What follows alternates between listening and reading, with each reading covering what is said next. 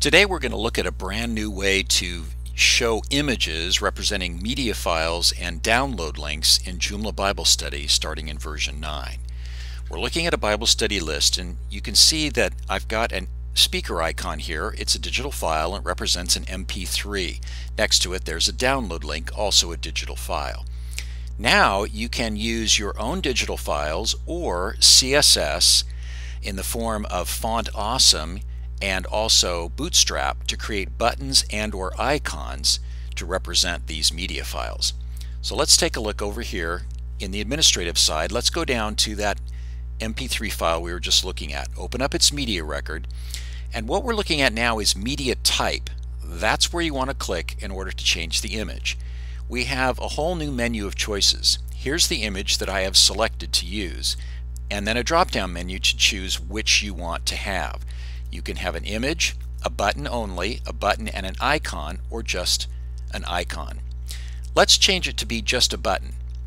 Below there is text that you can put in that will show over the top of the button.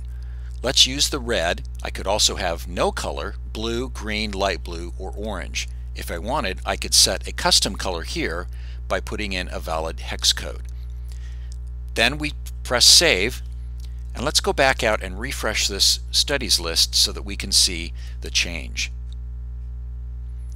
Now, as you can see, there is a red button with audio next to it that shows that that's what we're now displaying.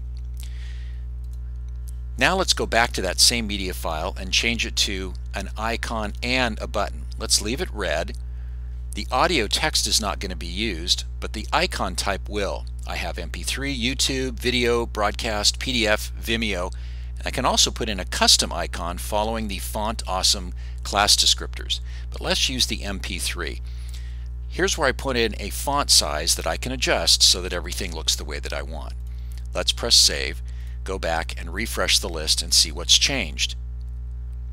Now we have a button and an icon that represents audio. But there's something even cooler than that. We can get out of this particular record here and go into the administration panel where we can do some really cool things. First thing we can do is to go into System Defaults. This is where you set some of the default images, series, teachers, locations, etc.